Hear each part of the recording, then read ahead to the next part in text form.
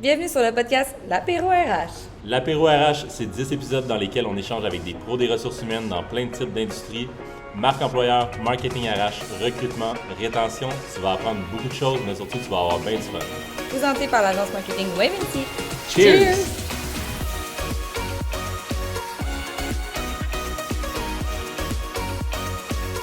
Bienvenue dans l'épisode 10 où on parle de ressources humaines et technologie. Notre première invitée, Julie, est experte RH et chercheur chez Office Vibe by GSoft. Notre deuxième invité, Alex, est président et cofondateur de V3 Stent. Notre troisième invité, Julie, est coprésidente de EPSI. Et notre troisième invitée, Marie-Christine, est CEO à Atmanco. Bonne écoute! Allô, Julie, je suis contente de te recevoir aujourd'hui. Merci d'avoir accepté mon invitation. Je suis vraiment contente. C'est pas la première fois qu'on se rencontre, mais je sens que je vais pouvoir en apprendre encore un peu plus sur Office Vibe. Donc, je suis super contente de te recevoir aujourd'hui. Merci de m'avoir invité, Maud. Je suis vraiment contente d'être là. Donc, on rentre dans le vif du sujet tout de suite. Écoute, explique-moi, c'est quoi Office Vibe? Quelle question complexe à laquelle je vais tenter de répondre le plus simplement possible. À la base, à son origine, Office Vibe, c'est un produit qui mesure l'engagement. Puis évidemment, qui dit mesurer vise à améliorer quelque chose, on s'entend. Donc, nous, ce qu'on a voulu faire, c'est vraiment réinventer ce que traditionnellement on faisait une fois par année, c'est-à-dire un beau petit sondage de satisfaction annuel pour savoir comment ça va, l'engagement des employés, l'expérience employée au travail, qui contenait souvent beaucoup trop de questions, qui prenaient beaucoup trop de temps à remplir et qui voulait dire que, indépendamment de la journée sur laquelle on tombait quand on posait ces questions-là, bien évidemment, c'était hautement influencé sur les événements qui venaient de se passer dans les dernières semaines. On savait que ce processus-là devait être réinventé d'une façon fun, amusante, qui serait comme plaisante, mais qui donnerait de la valeur aux entreprises qui veulent avoir ultimement ce pouls-là plus en continu. Fait qu'on est arrivé vraiment avec une solution innovatrice. Il n'y avait pas beaucoup de gens dans ce marché-là quand on s'est lancé en 2013. Puis, ce qu'on a proposé, c'est vraiment ce qu'on appelle aujourd'hui du pulse survey. Fait qu'en français, on dit un sondage éclair. Fait que c'est de réinventer ce sondage-là qui est lourd pour le rendre le fun, simple, rapide à compléter. Donc, à toutes les semaines, on pose 5 questions qui sont reliées à des leviers d'engagement que nous, on appelle des métriques. Parce qu'on essaie de mesurer quelque chose qui est fondamentalement humain. Là, on parle de relations de travail, de satisfaction. C'est dur de mettre un chiffre là-dessus. C'est comme si je te demandais à quel point, sur une échelle de 0 à 10, t'aimes ton chum. C'est vraiment difficile de mettre un chiffre là-dessus. Mais je peux te poser des questions à savoir si vous faites des sorties souvent, si vous vous dites souvent je t'aime. Bien, c'est un peu la même chose. On essaie de quantifier quelque chose qui est fondamentalement humain, basé sur un sentiment, une perception des besoins. Alors, on a un modèle qui fonctionne avec des métriques, donc on en a 10. On s'est basé sur la science, évidemment. On a fait nos propres recherches également. Et ce sont les 10 facteurs qui influencent le degré de mobilisation d'un individu au travail. Donc, on parle de relation avec le collègue, relation avec les collègues, relation avec le gestionnaire, ta satisfaction, ton bonheur au travail, la croissance personnelle, le feedback, la reconnaissance que tu reçois. Et à l'intérieur de ces métriques-là qu'on appelle, donc les 10 métriques d'engagement, il y a des sous-métriques. Il y en a 26. Donc, si je prends par exemple relation avec le gestionnaire, il y a 3 composantes importantes: la communication, la confiance et la qualité de la collaboration. Donc, à l'intérieur de ces sous-métriques-là, on connecte des questions. Et ce sont ces 122 questions-là qui sont posées à chaque semaine de façon rotative. Donc, 5 à chaque semaine qui sont posées sur divers thèmes. Donc, on couvre rapidement à l'intérieur de quelques sondages, l'ensemble des métriques. Et puis, avec ces points de données-là qui sont récoltés de façon anonyme, parce qu'on veut que les gens se sentent à l'aise d'exprimer leurs vrais sentiments, leurs vraies perceptions, bien évidemment, on regroupe ces données-là ensemble pour donner un portrait au gestionnaire de l'équipe ou à un plus haut niveau, au responsable des ressources humaines ou au propriétaire de la compagnie, une vue sur comment ça va, c'est quoi le pouls de son organisation sur ces 10 métriques d'engagement-là. Et à ça, on intègre une question de suivi. Donc, le but étant de ne pas juste fournir du data, pas juste de la donnée, qui va nous donner un 8 sur 10 ou un 7 sur 10, mais vraiment aussi du qualitatif, parce que c'est à travers justement du feedback écrit qu'on est capable de comprendre qu'est-ce qu'il y a derrière ce score-là. Fait que le score nous dit quoi, mais le feedback nous dit pourquoi. Alors, on pose une question de suivi aléatoirement sur l'une des 5 questions. Encore une fois, pour pas que ça prenne trop de temps, que ça soit trop lourd. Hein, on vise que ça prenne comme 2 minutes une fois par semaine là, de remplir ce petit sondage Office Vibe. Et donc, en posant des questions un peu plus ouvertes, bien, ce que ça fait, c'est que ça donne à l'employé l'opportunité d'élaborer sur ces réponses, puis à l'organisation de comprendre, encore une fois, qu'est-ce qu'il y a derrière ces scores-là. Puis, ce feedback-là, l'employé a le choix de le partager de façon anonyme ou non. Et donc, des fois, si on a des sujets un petit peu plus sensibles qu'on n'est pas tout à fait prêt à aborder ou à discuter de façon ouverte, au moins, en anglais, on dit on a un space for safe talk. Là. On a cette opportunité-là de faire entendre notre voix, mais d'une façon anonyme si on n'est pas prêt. Puis voilà, vraiment à la base, c'est ça. On pourra parler d'autres fonctionnalités après, mais vraiment l'essence du produit Office Vibe, c'était ça, la mesure de l'engagement. Et c'est toujours ça aujourd'hui, plusieurs années plus tard. Puis, plusieurs années plus tard, là, en ce moment, on est comme dans un gros pic, justement. Là, Oui. donc, tu dirais que, mettons, l'expérience utilisateur pour l'employé d'utiliser Office Vibe, comment ça se passe un petit peu? C'est une excellente question. Bien, évidemment, moi, je peux parler de mon point de vue. Même après 5 ans d'être chez GSoft et on utilise notre propre outil, évidemment, je réponds au sondage à chaque semaine. Même si c'est moi qui ai écrit les questions, j'ai encore du fun à y répondre. Je m'épate encore à quel point, des fois, quand l'algorithme me pose une question, je suis comme, justement, j'avais envie de parler de ça cette semaine, j'ai quelque chose qui est ressorti. Fait que c'est mon expérience à moi. C'est toujours encore très apprécié chez Office Vibe, donc à l'intérieur des murs de GSoft, qui est notre compagnie. Le feedback que je reçois de nos clients, c'est que le taux de participation reste toujours relativement élevé. Comparativement à ce qui se produit dans l'industrie ou si on se compare au sondage annuel, on est toujours comme vraiment dans du 75, 80, même 90 de taux de participation. Puis ça, ce que ça me dit, c'est que les gens aiment ça, ils répondent. T'sais.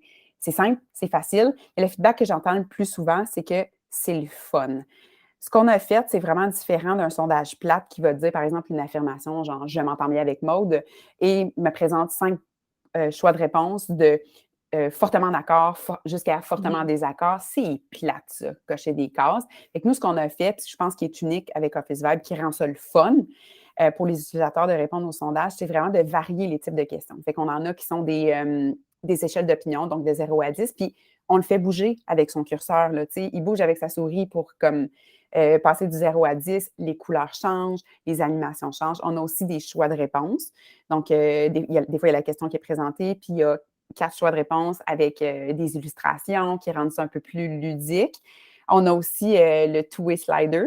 Je le dis comme ça parce que je ne sais pas comment le traduire en français. C'est comme une échelle d'opinion, mais à double sens, c'est-à-dire que la question est posée encore une fois, où il y a une affirmation.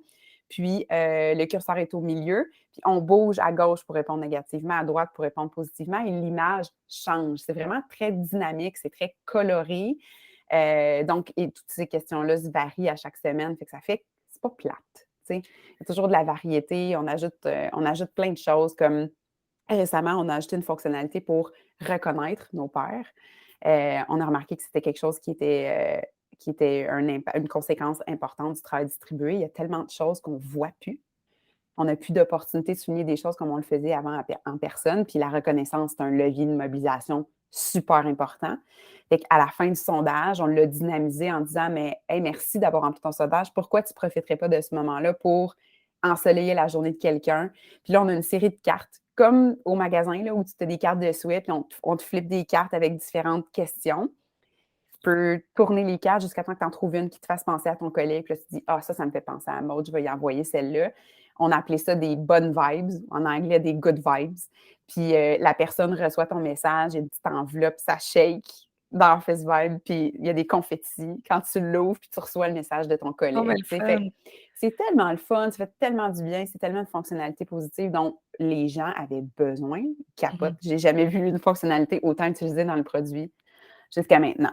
Fait que c'est ça, on garde ça vivant, puis on modifie nos questions Beaucoup de aussi dans le temps. gamification Là. à travers ça aussi. Là. Bien, exactement aussi. Puis on essaie on réagit au feedback de nos clients quand nos questions ne sont pas bien comprises, bien, on les ajuste. Quand il y a des changements, comme le travail distribué, bien, on adapte nos questions de sondage pour qu'ils fassent du sens dans cette nouvelle réalité-là. Fait que, bref, on essaie de garder ça jamais plate. Ouais. Puis tu me parlais aussi, dans le fond, pour ceux et celles qui sont visuels, vous irez voir sur le site parce qu'il y a quand même une genre de petite démo. Fait que moi, ça m'a vraiment beaucoup comme aidé à comprendre tout ce que tu expliquais aussi. Dans le fond, au niveau de l'expérience, tantôt, tu parlais de l'expérience de la personne utilisateur qui l'utilise. Tu parlais aussi, la dernière fois, quand on s'est jasé, des notifications. On peut choisir aussi la fréquence et tout ça. Comment ça se passe à ce niveau-là? Oui, ben c'est relativement simple. Fait qu'évidemment, on va s'intégrer avec les outils de communication que les entreprises utilisent. Le but, c'est de jamais rajouter un autre outil et un autre password, là. C'est Mhm. vraiment désagréable dans le monde de la tech à quel point on utilise un grand nombre de produits. Fait que on peut soit s'intégrer avec Slack, qui est très largement utilisé par les gens qui font un travail de bureau avec leur ordinateur, hein. Encore aussi par courriel ou par Teams. Fait que, essentiellement, ben, ces notifications-là vont rentrer dans la plateforme de communication choisie par l'organisation. Une fois que c'est choisi, par contre, chaque employé a la possibilité de modifier ce choix-là et il peut aussi décider quand est-ce qu'il reçoit son sondage. Il peut même le recevoir par SMS aussi s'il veut, là, s'il est beaucoup, par exemple, sur la route, sur son mobile. Donc, tu peux choisir quelle journée de la semaine tu veux recevoir ton sondage. Puis, si je ne me trompe pas, je pense que ce n'est pas précis aux heures, là, mais c'est genre en avant-midi ou en après-midi. Puis, tu peux choisir complètement aléatoirement. Fait que Office Vibe va juste te poker n'importe quand dans la semaine. Fait que c'est ça, on a eu à cœur les préférences des gens. Tu sais, c'est pas tout le monde qui veut répondre à un sondage lundi matin à 9 h ou vendredi après-midi à 3 h. Non, Fait c'est qu'on ça. a vraiment adapté ça. Ouais. Puis aussi, la dernière fois, je reviens souvent sur la dernière fois qu'on s'est parlé, mais on avait parlé de. Moi, j'avais quand même été surprise comment vous touchiez un large éventail de types d'entreprises. Et Ouais. surtout, on pense souvent, ben, je vais implémenter ça quand que je vais avoir, je ne sais pas, 100 personnes dans mon entreprise, mais c'est pas ça que tu m'expliquais non plus, là. C'est pas, votre plus grande clientèle, c'est pas des super grandes entreprises non plus nécessairement, Non, là. bien, on en a. On a Oui, quand oui, même c'est ça. plusieurs poignées de clients. La dernière fois que j'ai vérifié, c'était 63 clients qui avaient plus de 1000 employés. Fait que, tu sais, ça fonctionne très bien dans les grandes organisations, mais c'est quand même intéressant, je Mais pense, c'est encore une accessible fois, pour les plus petites aussi, c'est ça que je voulais dire. très, très accessible et très pertinent. C'est ça la beauté d'un Office Vibe, c'est qu'il est pertinent peu importe la taille d'entreprise. Puis, plus de 80 de nos clients ont moins de 100 employés, tu sais. Fait que ça en dit long. Puis, tu sais, j'ai toujours en tête une de nos compagnies clients, je nomme pas leur nom par respect, Mhm. mais puis confidentialité, mais ils sont géniaux, puis ils sont 25. Puis presque à chaque semaine, on se parle de quelque chose. Puis ils nous disent toujours à quel point on adore Office Vibe, on va rester fidèle à Office Vibe, puis ils nous demandent d'ajouter des fonctionnalités puis des features. Ils sont 25, puis tu pourrais penser que, tu sais, dans la réalité, un Office Vibe là, pourrait être remplacé par, imagine le monde normal, là, avant, où on était au bureau, puis prendre le pouls de ses employés, c'est quelque chose qu'on pouvait faire quand on était 25. La taille de l'entreprise est assez petite, on se voit, le climat, il se feel, tu sais. Fait que sans même poser trop de questions ou avoir un outil élaboré comme Office Vibe, c'est capable d'avoir le pouls de tes employés. Bon, on est devenu encore plus pertinent maintenant qu'on a pu ce Puis bureau-là. c'est difficile aussi de le faire dans le sens que la personne, nos ressources humaines ou peu importe, qui sait prendre le pouls, entre guillemets, est occupée aussi cette personne-là. Fait que des fois, c'est pas. Exact. Tu Tu sais, manques des angles c'est aussi parce que, encore une fois, ça, c'est vraiment la puissance d'un outil comme Office Vibe, c'est qu'il te donne du feedback que tu n'aurais pas autrement dans des conversations, dans des one-on-one, dans des meetings d'équipe, à cause de l'anonymat. Fait que quand même, là, on était pertinent parce qu'on allait chercher du feedback auquel les gens n'avaient pas accès à cause de l'anonymat, mais on est devenu encore plus pertinent dans le travail distribué. Puis ce client-là auquel je pense, qui sont 25, me dit on a eu une visibilité sur des enjeux qu'on ne savait même pas qu'on avait. Tu sais, demain matin, je ne pourrais pas me départir d'Office Vibe parce que ça rend notre business plus intelligent et ils sont 25. C'est comme moi, je trouve ça trippant, vraiment. Ouais, ouais. Non, c'est vraiment super intéressant.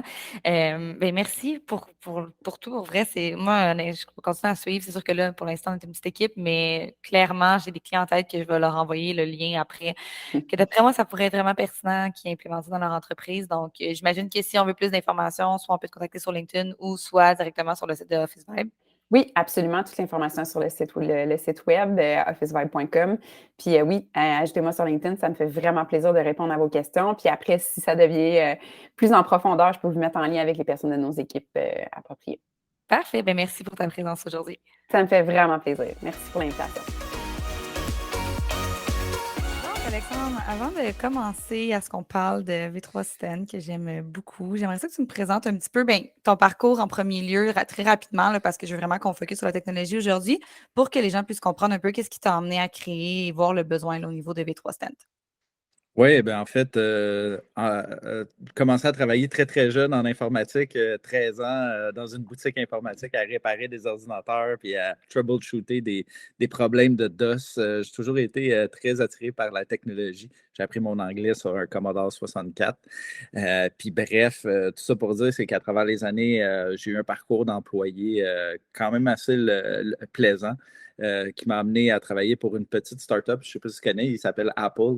Ils font des téléphones intelligents, des tablettes puis des ordinateurs. En tout cas, peu importe, ils ont du potentiel. Fait que, bref, je travaillais chez Apple comme directeur aux entreprises. Puis après 4 ans là-bas, j'avais l'impression que j'avais fait un petit peu le tour, puis j'ai décidé de me lancer en entrepreneuriat. Fait que ça fait presque 10 ans. En fait, ça va faire 10 ans dans quelques mois que je suis entrepreneur. Puis c'est parti d'un besoin, en fait, que j'avais de me connecter avec les gens. Quand j'étais chez Apple, j'étais comme un demi-dieu. Les gens me contactaient, je me suis pourchassé par les plus grands présidents d'entreprise au Canada pour avoir les derniers produits.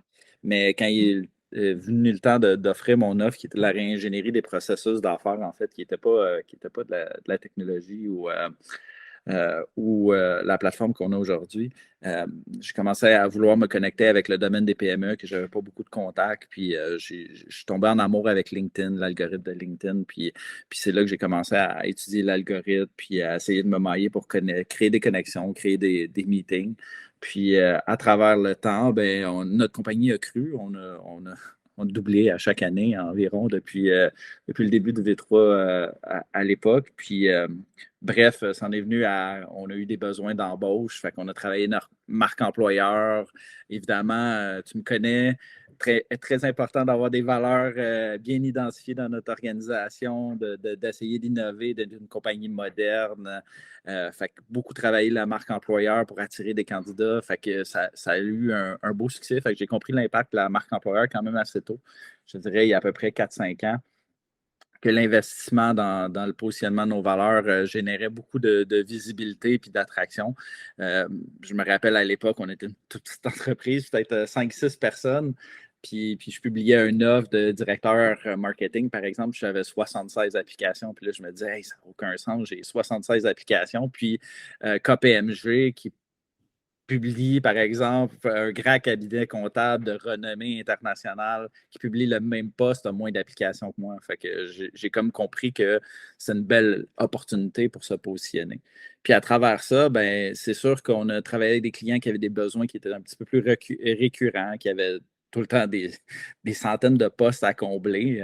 On est rentré en contexte de pénurie de main-d'œuvre en plus pendant qu'on développait nos outils, mais on s'est dit ben, comment on peut aider à changer un petit peu le modèle, parce que le modèle est vieux au niveau du recrutement. Ça fait longtemps que ça n'a pas changé. Je me rappelle qu'en 2006, quand je travaillais chez Randstad, ben, on avait un certain processus puis une méthode de fonctionnement. Puis je regarde en 2022, puis ça n'a pas vraiment été amélioré. Oui, on a des outils technologiques ou quoi que ce soit, mais de vraiment repenser le modèle de recrutement, de double down, dans le fond, de miser 2 fois plus sur la marque employeur aussi, puis sur le rayonnement. Parce que je me rappelle que quand je travaillais chez une entreprise en retail, quand j'étais à l'université, le président de l'entreprise disait tout le temps la plus belle ressource qu'on a dans notre entreprise, c'est nos employés. Fait que là, j'ai commencé à vraiment réfléchir à ça. Puis je me suis dit, ben oui, la marque employeur, c'est bien, mais comment qu'on fait pour la faire rayonner? Comment qu'on fait pour justement aller chercher le plein rayonnement d'une marque employeur? Puis c'est là qu'on a créé le module influence. Fait en gros, là, tout est parti du début. Puis là, je suis dans la solution. Là. Tu me diras si je continue, mais bref, deux besoins vraiment criants qu'on a vus dans les organisations. Le besoin de recrutement, on a créé le module talent, puis le besoin de vraiment faire rayonner la marque employeur, on a créé le module influence pour vraiment positionner la marque employeur puis être le meilleur véhicule possible pour la marque employeur. Fait que dans le fond, Sten, moi je sais un peu c'est quoi, mais juste pour clarifier un peu, là, à la base, bon, il y a une application qui est disponible sur App Store, Google Play, donc tout le monde peut l'utiliser. C'est une application, si je ne me trompe pas, qui permet d'avoir, dans le fond, ton score, d'améliorer ton positionnement sur LinkedIn. Fait qu'il y a quand même le côté que ça s'adresse un peu à tout le monde, mais il y a aussi le côté qui vient vraiment développer la marque employeur quand vous venez développer avec le client le potentiel là, ça pourrait venir générer dans son entreprise. Peut-être expliquer un petit peu les deux pour les gens qui nous écoutent, qui veulent l'utiliser pour eux et pour leur organisation. Ben, à la base, on s'est dit, ben, une personne a des ambitions de carrière, toujours le désir de vouloir trouver sa job idéale. Fait que comment qu'on fait pour l'aider? Ben, LinkedIn avait développé l'outil du Social Selling Index, qui est un indice qui donne, basé sur 4 piliers, ton score général de ton positionnement sur LinkedIn pour savoir si tu rayonnes à ta juste valeur. Puis, aussi pour les gens qui sont en représentation, en vente ou en recrutement, ben, est-ce que j'ai un profil intéressant? Fait que, dans le fond, on s'est dit, bon, on va faire un audit avec notre intelligence artificielle des profils des gens. On va leur donner quelques conseils pour l'améliorer, pour leur donner le goût de justement d'avoir une personnalité virtuelle qui est à la hauteur de leur personne physique, dans le fond, de la vraie personne qu'ils sont. Pas survendre, mais vraiment être à la hauteur. Bref, quelques conseils gratuits. Vous pouvez télécharger l'application sur le App Store ou le Google Play Store. Dans le fond, côté entreprise, l'offre qu'on a, c'est vraiment de dire, ben oui, on va donner ces conseils-là à vos employés parce qu'on veut avoir le meilleur rayonnement possible, mais comment qu'on fait pour justement utiliser l'espèce de toile d'araignée de tous nos employés puis de leur réseau qui est 10 fois plus grand que le nombre de followers qu'on peut avoir sur notre page d'entreprise, à 2 à 4 fois plus d'engagement. Mais comment qu'on fait pour déployer une stratégie de partage de contenu à grandeur d'une organisation de façon simple, unifiée, pour amplifier le message, vraiment aller chercher le plus grand rayonnement potentiel. Fait que le module influence, c'est vraiment ça. C'est de faire rayonner la plus belle ressource d'une entreprise, ses employés, puis de partager du contenu de façon simple et efficace, de façon organique pour aller chercher le plus de traction possible parce que, dans le fond, on a beaucoup été soumis à tout ce qui est ads dans les dernières années, mais ce qu'il faut savoir, c'est que les publications organiques puis le reach sur LinkedIn est encore très bon, même s'il a diminué un peu encore dernièrement, mais il est encore très bon. Puis on peut vraiment aller chercher de la visibilité qui est à la hauteur de LinkedIn Ads, puis d'aller chercher de la valeur, en fait. Il y a une statistique qui est sur Everyone Social qui dit que 6 000 employés d'une organisation partagent du contenu régulièrement sur leur entreprise. Ça vaut 1,9 million à valeur publicitaire. Puis c'est vraiment bâtir à partir de ce contexte-là. Donc, si je ne me trompe pas, ce module-là, parce que quand j'étais avec vous, quand vous commenciez à le développer, fait que je me rappelle brièvement de certains éléments, mais ce module-là, influence, il y avait, pour une grosse organisation, l'organisation propose du contenu, puis l'employé, par exemple, qui est au développement des affaires, on va prendre, par exemple, je ne sais pas, TELUS, peut choisir si le contenu lui convient, puis il choisit directement sur l'application, j'accepte ou je refuse qu'il soit publié sur mon propre compte, c'est ça? Ça a évolué. Oui, il peut même personnaliser le message, puis il peut réagir avec des émoticônes pour dire s'il aime ou pas le contenu. Dans le fond, le but, c'est que, puis on l'a vécu à l'interne, hein, puis par exemple, Maud, quand tu étais avec nous, tout naturel en publication, en création de contenu, je veux dire, on n'avait pas besoin de te donner du contenu, tu le publiais toi-même, tu avais de l'inspiration quand même assez courante, puis ça en est devenu une passion, puis un métier. Dans le fond, la majorité des gens ne sont pas des créateurs de contenu. En fait, il y a juste 3% des gens qui sont sur LinkedIn qui publient du contenu de manière régulière.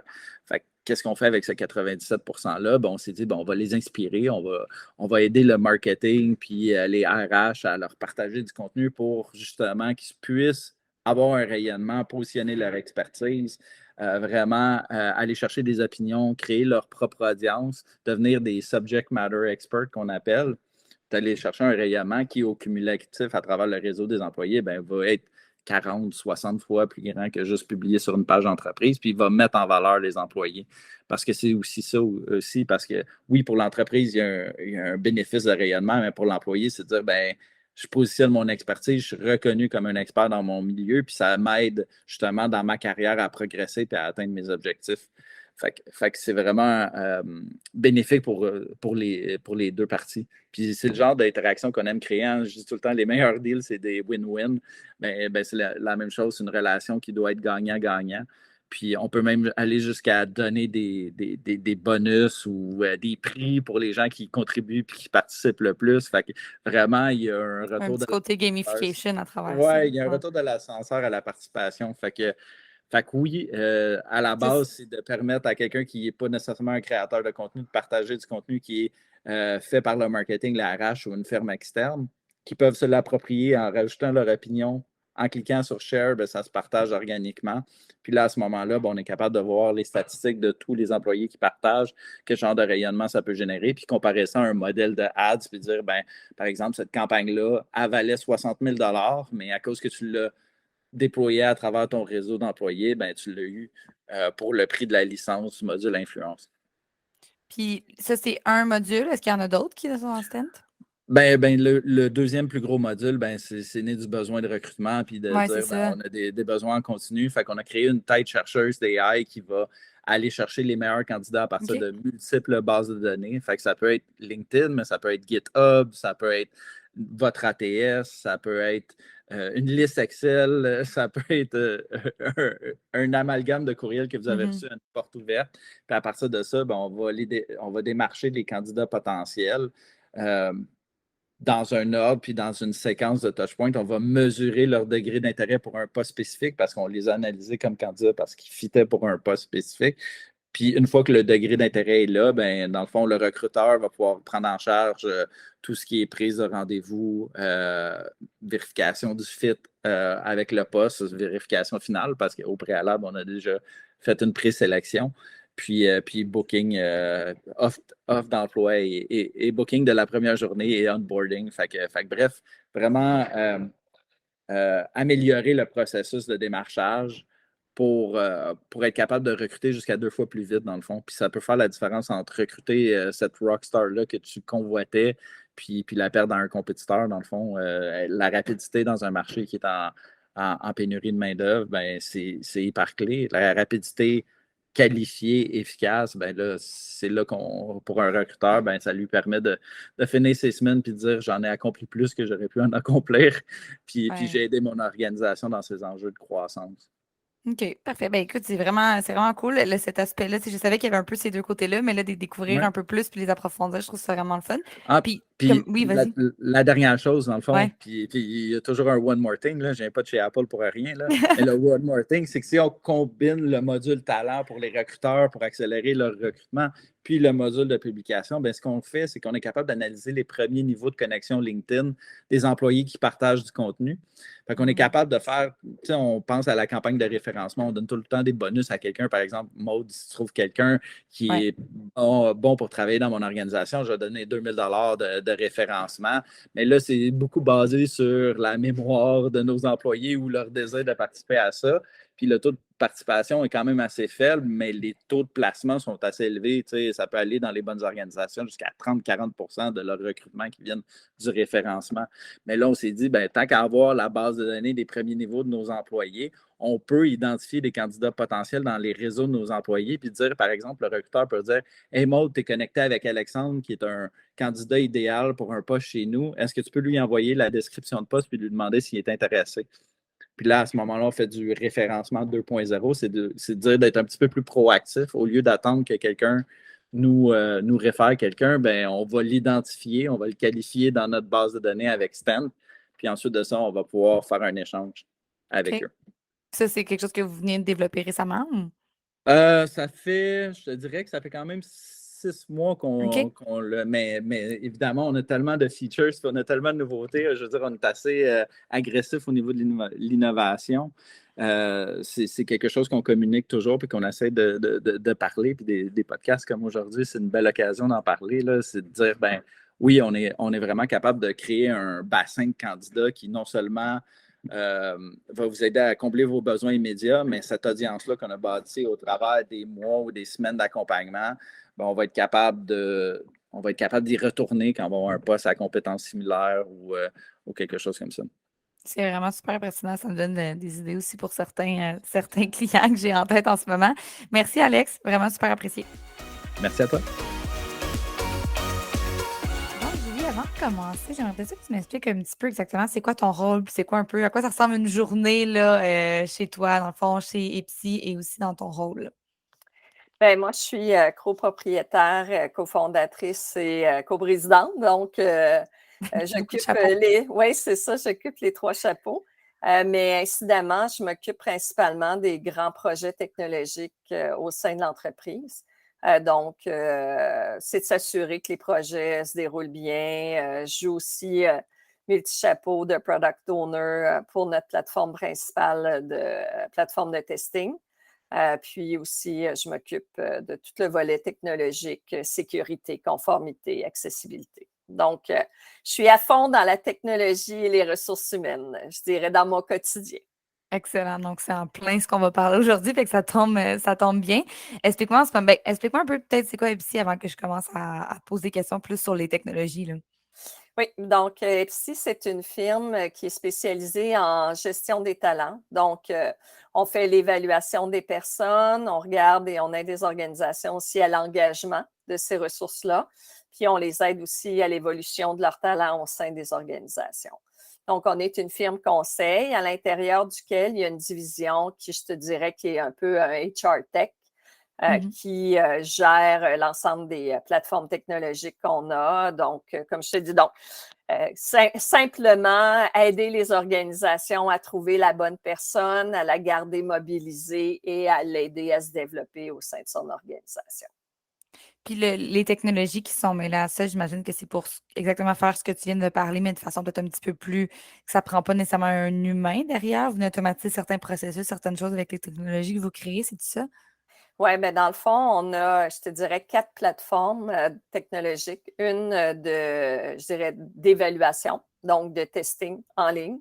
Une d'engagement, donc de sondage d'engagement. Une de booking pour aider, je dirais, nos clients et nos ressources à faire le booking de leur évaluation d'humain, entre humains, je dirais.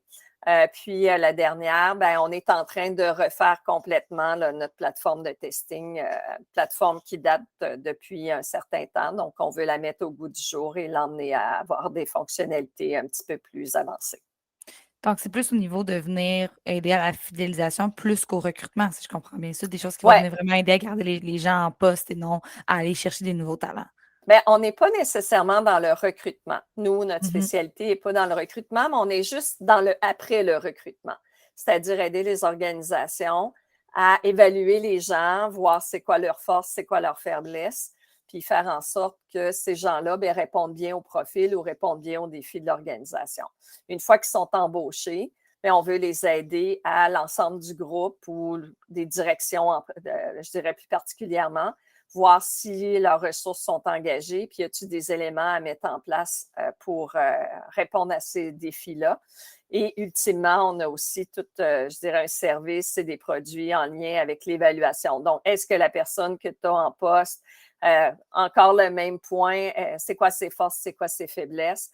Et en fonction de ce portrait-là, comment on peut l'aider à se développer au sein de l'organisation et aussi aider l'organisation à mettre en place des stratégies qui vont lui permettre de pouvoir mettre ça de l'avant.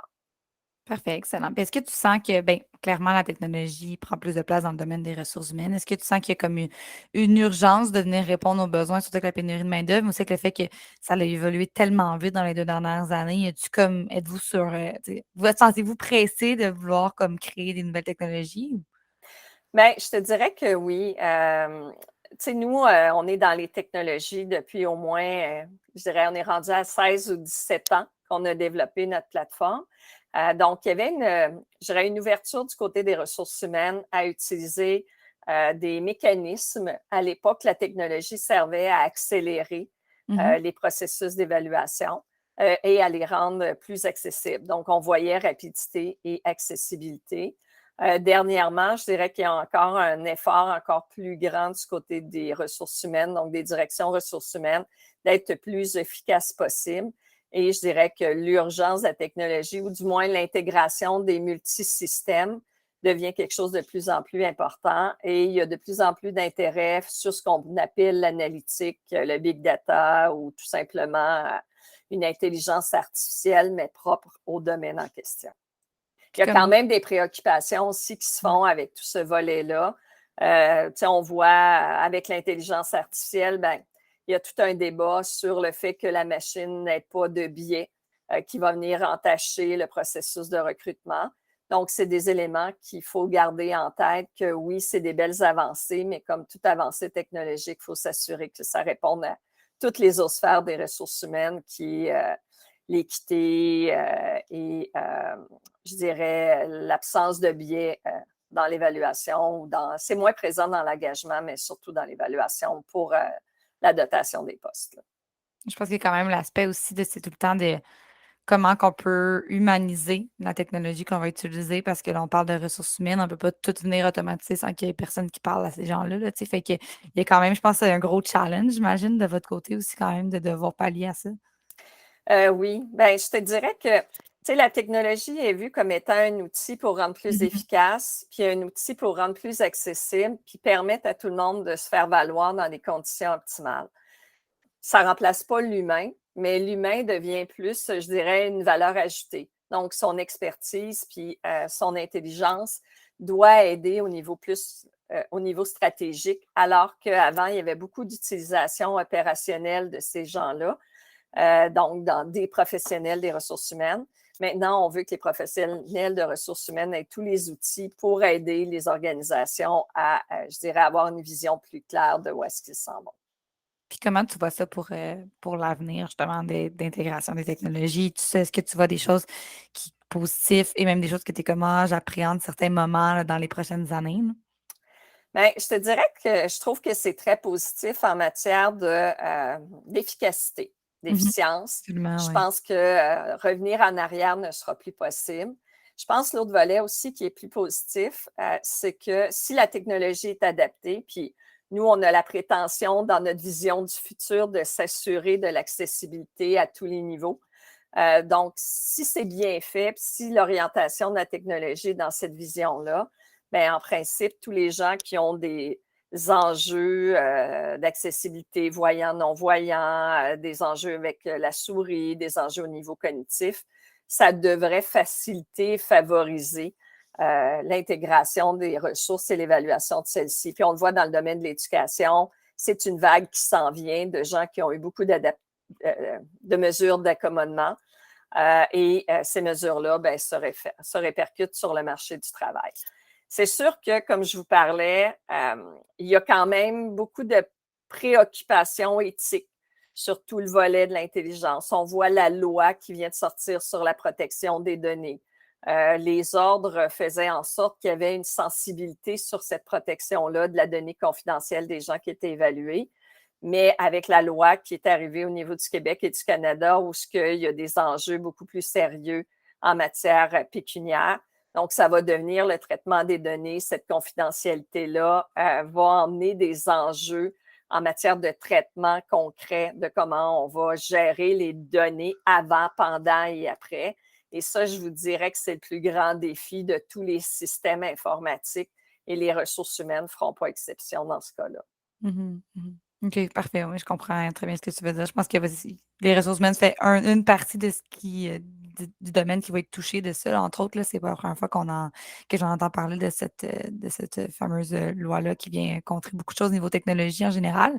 Sinon, de votre côté, tu sais, le type de clientèle qui réalise, mettons, qui a besoin soit d'une technologie ou soit des services, ça ressemble à quel type de clientèle de votre côté? Bien, de notre côté, je dirais tous les types, là, que ce soit public, privé, petite, moyenne, grande.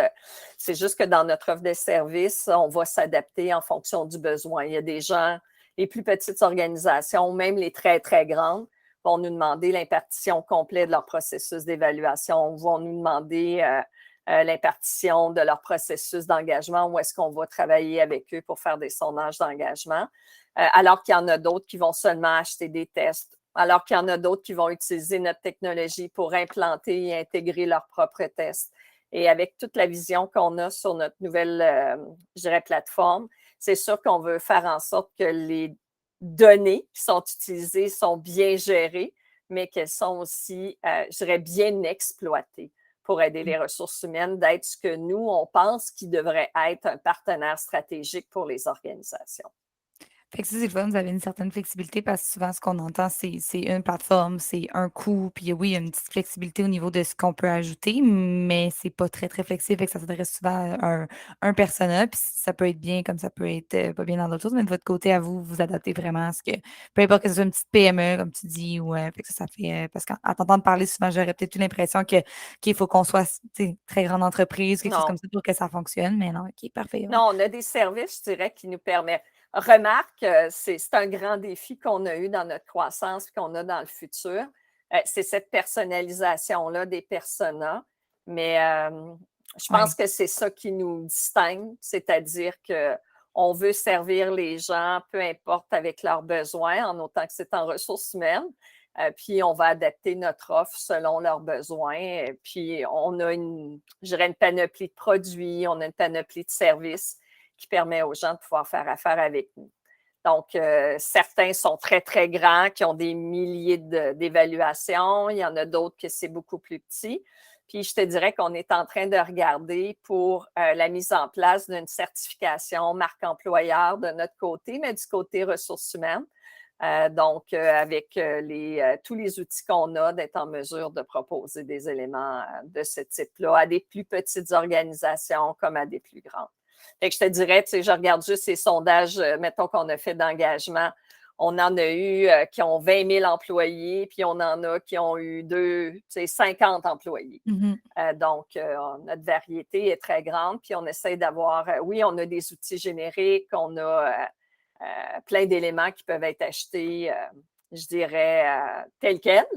Mais quand le besoin le nécessite, dépendant toujours, comme toute organisation, du budget, du temps, etc., mais on est capable de faire de la personnalisation pour notre clientèle. Puis je dirais que c'est ce qu'ils apprécient le plus chez nous, parce qu'on est propriétaire. On n'est pas un distributeur d'outils, on en est un, mais on est propriétaire aussi de tout ce qu'on a, donc de nos services, de nos outils technologiques et de nos produits d'évaluation. Donc, ça nous permet d'avoir ce trio-là, donc techno, services et produits d'évaluation, nous permet d'offrir un service qui, je dirais, est plus facilement personnalisable parce qu'on a la propriété intellectuelle de tous ces volets-là.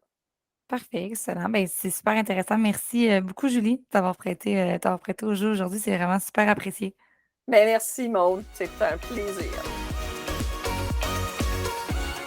Christine Drolet est présidente de Atmenco. Atmenco, qui a quel âge maintenant? Qui a plus d'une dizaine d'années, donc on a un petit peu de vécu. That's it. Tu travailles avec combien de clients exactement? Plus de 1500 clients à travers le monde. Donc, tu en as vu une coupe, si je peux dire. Juste un petit peu, on va commencer là, vraiment juste introduction. Je veux juste qu'on comprenne c'est quoi Atmenco, qu'est-ce que vous faites exactement, puis c'est comment que vous aidez les entreprises à travers votre technologie.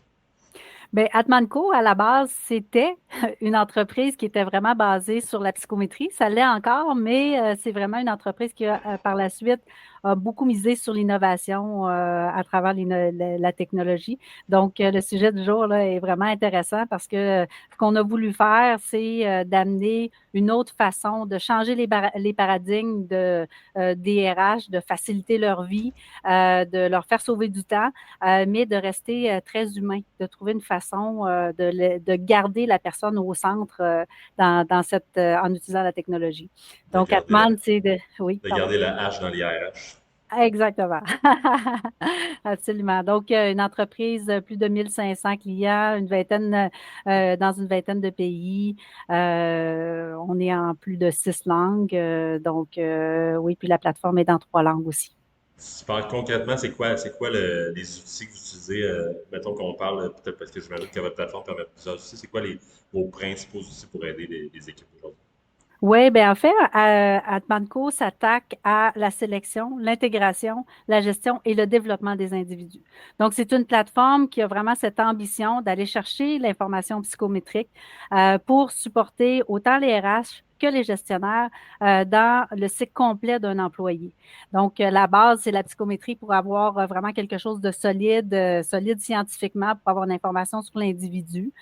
Donc, on travaille autant pour la sélection au départ, on a des PME qui vont utiliser plus des outils qui sont génériques, qui sont déjà bâtis pour eux, des plus grandes entreprises qui vont développer des outils personnalisés pour vraiment déterminer qui sont les personnes qui sont les plus appropriées pour leur poste, mais aussi pour avoir un bon arrimage avec la culture, ce qui est vraiment de plus en plus important, là, de trouver un bon match, on peut dire, à ce niveau-là. Et par la suite, ben, c'est vraiment l'intégration de plus en plus. Là, on parlait des clients qui sont qui se sentent un peu dans l'eau chaude, qui perdent beaucoup de gens. Les gestionnaires ont beaucoup de pression pour faire performer des équipes qui sont un petit peu moins formées que dans le passé. On a moins l'embarras du choix au niveau des candidats.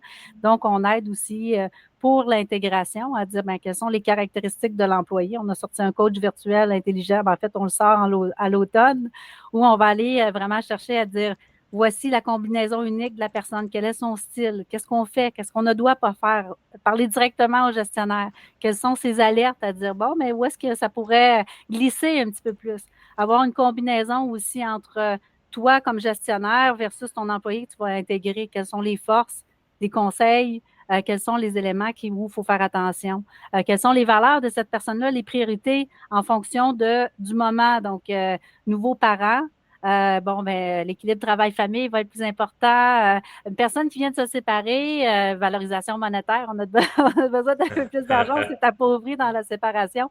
Ce sont des choses qu'on doit considérer en tant qu'employeur et à dire quels sont les leviers qu'on peut pour répondre aux besoins de cette personne-là, pour la garder puis la maintenir motivée, puis aussi comment la développer. Donc, on a vraiment autant un coach virtuel qu'un module de développement des compétences où on a misé sur le développement des employés pour qu'ils soient plus satisfaits, mais aussi pour augmenter la performance des individus et des organisations. C'est vraiment, vraiment, vraiment super intéressant. Juste comprendre le format. Donc, vous faites passer j'imagine, des tests psychométriques aux employés de manière, j'imagine, assez régulière pour pouvoir en tirer comme si on veut, des conclusions sur lesquelles les gestionnaires vont pouvoir bâtir puis avoir comme des idées de selon ce qui se passe avec cette personne-là, je devrais faire telle chose. C'est vraiment cette information-là, ils vont souvent passer le test dans un processus de sélection ou après un processus où on veut bien les intégrer, ou parfois ça va être dans un processus de consolidation d'équipe. Donc, les gens vont passer des tests psychométriques à différents moments, si on peut dire. Et le but, c'est de donner une information aux gens qui n'ont pas de formation, qui ne sont pas des psychologues, qui n'ont pas eu de formation au niveau interpersonnel, mais qui doivent gérer des gens. Qui ont des bonnes intentions, mais qui parfois manquent de capacité à ressentir l'autre personne, à aller chercher l'information. Donc, cette information de base lui permet d'être un meilleur ou une meilleure gestionnaire d'humain de par le fait qu'elle a accès à de la connaissance, à des bons conseils ciblés en fonction de la personne, mais aussi soi. C'est comme un couple. Moi, je compare ça à un couple. Quand on est toute seule, on est parfait. Mais quand on est en couple, là, c'est l'interaction avec l'autre qui fait qu'une dynamique se crée et c'est ce qu'on veut aller rechercher. Puis la beauté de la technologie, c'est que vraiment, on est capable maintenant, c'est plus comme dans le temps où c'était des rapports, c'était vraiment plus fixe, plus statique, si on peut dire. Mais la technologie nous permet d'aller chercher l'information au moment opportun pour la situation qui s'applique et de révéler uniquement l'information qui est nécessaire à la personne concernée, en fonction de son persona, en fonction de est-ce que c'est de la facilité, est-ce que c'est de la simplicité que cette personne-là a besoin, ou est-ce que c'est vraiment de la grande précision, on parle de psychologue industriel, tout ça, ils ne vont pas avoir les mêmes besoins et la technologie permet de faire un filtre à ce niveau-là. Donc, selon les employés, puis leurs réponses, il va y avoir des trucs ciblés pour les gestionnaires sur lesquels agir. C'est ce que j'en comprends. Oui, absolument. Puis, comme pour Atman, on a des questionnaires qui sont sur la capacité d'apprentissage. On a des questionnaires aussi sur comment la personne va apprendre. On a un questionnaire aussi sur la personnalité, vraiment plus en détail, sur aussi les préférences. L'exemple que je donnais tout à l'heure, la valorisation monétaire, mais ça, c'est une préférence qui peut varier plus dans le temps. La personnalité va être un petit peu plus fixe, mais les préférences vont varier plus dans le temps. Donc, c'est ce qu'on va aller chercher pour vraiment éclairer le gestionnaire et aussi les RH pour vraiment mieux gérer ses employés, les garder motivés. Souvent, on va avoir tendance à gérer les autres comme on aimerait être géré, ce qui est une grosse erreur. Il faut vraiment gérer en fonction du besoin de l'autre. Mais pour le faire, parfois, ça prend une information qui est écrite. Et après, on le sait, on a notre petit mapping. On se rappelle, cette personne-là est un petit peu plus sensible, cette personne-là est un petit peu plus aime que ça aille vite, est dans l'efficacité, a besoin de... Donc, c'est ce qu'on va aller faire. Cette information-là va permettre à l'autre de savoir quelle est la meilleure façon de motiver l'autre. C'est vraiment un accélérateur à la compréhension de vraiment aussi de cibler. On parle tu vas pouvoir vraiment avoir un snapshot rapide de chacun des employés que tu as rencontrés pour faire le suivi ou peu importe, ou même dans ton day-to-day, avoir une idée de comment justement pouvoir aider cette personne-là et cette personne-là de quelle manière plutôt que de l'autre. Absolument. Et ce qu'on veut, c'est d'avoir un retour dans le temps. La technologie, ce que ça permet de faire aussi, c'est que l'individu va apprendre, donc la personne, la RH, la personne, le gestionnaire, la gestionnaire, mais aussi la machine va apprendre, va avoir l'information et elle peut être ramenée à dire, ben vous avez fait de la sélection, voici telle caractéristique qui ressortent, qui sont fortement associées à des départs, qui sont fortement associées à une insatisfaction. Donc, le fait d'utiliser la technologie en RH, ça permet de faire des constats qui ne sont pas apparents au départ. Il peut y avoir vraiment de belles surprises par la suite qui nous permettent de prendre des meilleures décisions stratégiques. J'imagine que vous travaillez avec des psychologues, avec tout le monde justement de RH pour monter l'outil. En fait, nous, on a vraiment fait le choix d'être avec des chercheurs indépendants, donc qui sont associés à des universités et donc qui analysent les statistiques d'une façon indépendante. Donc, je vous dirais que c'est le meilleur gage d'un outil, à savoir qu'on n'ait pas manipulé les données. Donc, oui, on travaille avec des psychologues. Oui, c'est beaucoup d'éviter aussi, de s'assurer, de donner l'assurance aux clients que les devoirs ont bien été faits dans les règles de l'art, avec d'une façon éthique aussi, à suivre les principes les plus à jour et reconnus dans la communauté scientifique mondiale. C'est vraiment super, c'est vraiment super intéressant votre outil. C'est quoi, mettons qu'on parle de résultats, c'est quoi vous avez remarqué, mettons, dans la dernière année, deux dernières années, nos outils servent vraiment ça compte vraiment ce besoin-là? Bien, je vous dirais que là où il y a eu la plus grosse augmentation, c'est au niveau de l'intégration. Ce besoin d'intégrer avec classe cet employé il vient d'arriver, il a quitté un employeur, peut-être qu'il va avoir le goût d'y retourner. Donc, ce qu'on veut, c'est de capter ce moment-là et de faire un effet wow pour vraiment le garder performant, mais aussi de le maintenir motivé et en emploi pendant le plus longtemps possible. Donc, la guerre au talent fait adopter notre technologie, je vous dirais, on exige de plus en plus aux gestionnaires d'être de bons gestionnaires d'humains, parce que sinon, ils vont quitter. Avant, on tolérait des gens qui n'avaient pas d'allure. C'est terminé ce temps-là. Donc, on exige qu'ils soient meilleurs. Puis, on a aussi à l'entrée, on a des candidats qui ne sont pas toujours qui répondent pas à tous les critères comme dans le passé, ou pas autant, je dirais. Donc, on veut, le gestionnaire a beaucoup de pression et donc, on veut l'outiller pour qu'il soit plus... c'est beau avoir notre liste de demandes, mais à un moment donné, il faut leur fournir des outils, si on peut dire. Donc, ça, c'est vraiment ce qu'on a vu.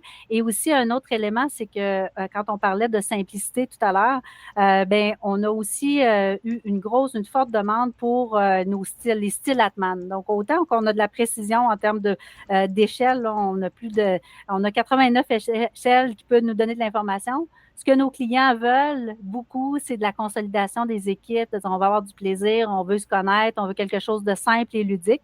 Donc, c'est une tendance aussi d'utiliser la technologie pour vraiment resserrer les liens, d'avoir un meilleur sentiment d'appartenance à travers une information qui est très utile et simplifiée. Comment qu'un outil peut arriver à faire ça, de justement voir, ça va être de par les tests, justement, vous allez être capable de savoir qu'est-ce qui est bon pour l'équipe au complet? Est-ce que ça ressemble à ça? Quand on parle à savoir qu'est-ce qui est bon pour l'équipe, c'est Atman un élément qui est intéressant puis qui est justement par rapport à la technologie, c'est qu'on est capable de regarder un individu, de regarder une combinaison de deux personnes, de regarder aussi l'ensemble d'une équipe, les caractéristiques d'une équipe. Donc, ça nous permet de voir du plus simple au plus complexe, ça on peut dire, et d'avoir une analyse, une conversation. Donc, par exemple, avec les équipes, parfois, on va faire des analyses d'équipe au niveau stratégique avec les gestionnaires de haut niveau. Et avec les équipes, on va faire des consolidations d'équipe pour avoir une conversation sur le fonctionnement qui est plus une valeur ajoutée en faisant qui peut apporter de la créativité, des idées, qui peut apporter davantage des informations étoffées, qui peut amener à réaliser des projets. Donc, c'est beaucoup à travers ça qu'on peut supporter les équipes et les gestionnaires dans leur analyse pour utiliser nous, on est beaucoup dans la psychologie positive, d'utiliser les gens selon leur talent. Quand on est vraiment toujours à contre-courant, à se forcer pour faire les choses, c'est un indicateur.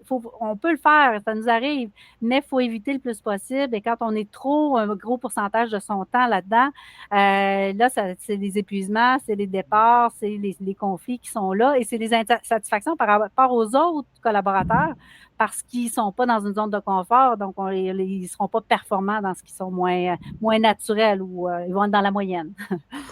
Rapidement, Christine, je te ramène au début, tu as parlé du coach virtuel intelligent. Je suis juste curieux de savoir qu'est-ce que ça fait, ça. Oui, ben en fait, merci de le demander. En fait, c'est la plus grande révolution. Moi, ça fait plus de 15 ans là, que je travaille justement avec Atman. Puis c'est la plus grande révolution au niveau de la psychométrie qu'on vit présentement. Donc, c'est un coach où la personne RH va envoyer un message au gestionnaire et ce gestionnaire-là va pouvoir parcourir à travers son espace aussi simple que de commander un burger sur Uber Eats pour vraiment découvrir la personne, collaborer avec cette personne-là avec des conseils très ciblés, sélectionnés. On parle d'analytique, on parle de AI à ce niveau-là, comment combler ses besoins et comment en fait maximiser son potentiel. Donc, c'est vraiment quelque chose avec des images qui ressemblent à une application plus qu'à une plateforme qu'on va utiliser uniquement là, à l'ordinateur. C'est assez fou, merci. C'est super intéressant. Merci de ces beaux partages-là. Je suis pas étonné. No wonder que vous avez 1500 clients. C'est vraiment une belle personne que vous avez. En fait, j'ai l'impression de, même ça fait 15 minutes qu'on en parle, de vraiment en connaître vraiment peu quand même. Fait que ça gagne, je pense, à être reconnu.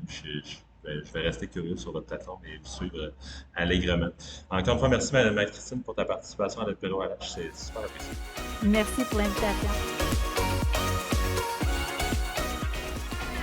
Cet épisode était présenté par l'agence Marketing Players.